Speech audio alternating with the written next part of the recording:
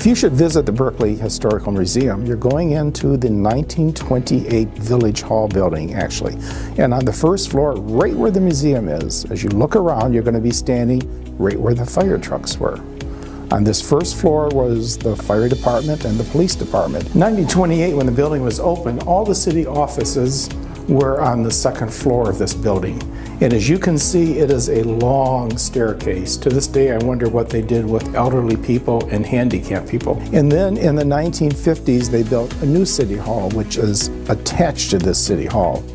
And you can wander back through a labyrinth of hallways. You're in the new city hall, which opened up in 1959. And then at that point, the fire and the policemen stayed in this building, but they kind of could spread out, and so they kind of took over the second floor too. The firemen took over all of this area for their own purposes, and you'll notice even behind us is the kitchen where they could cook their own meals.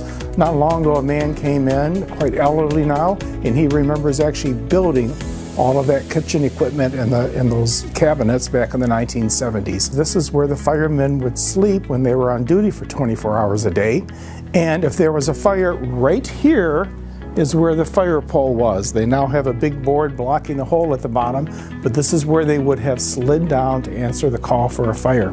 This room is important to us because this room is full of stuff that we just don't have room for inside the museum. This is all the things that we would like to be able to use. Right where I'm standing is where the first room that was used for city council meetings. So there was a wall there which has been taken down.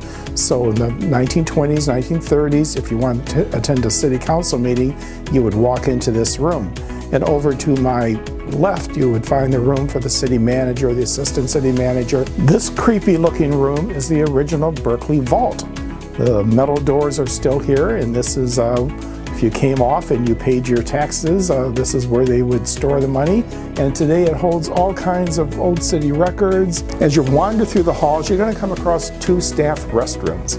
They're interesting because they were built almost exactly where the original two Berkley cells were.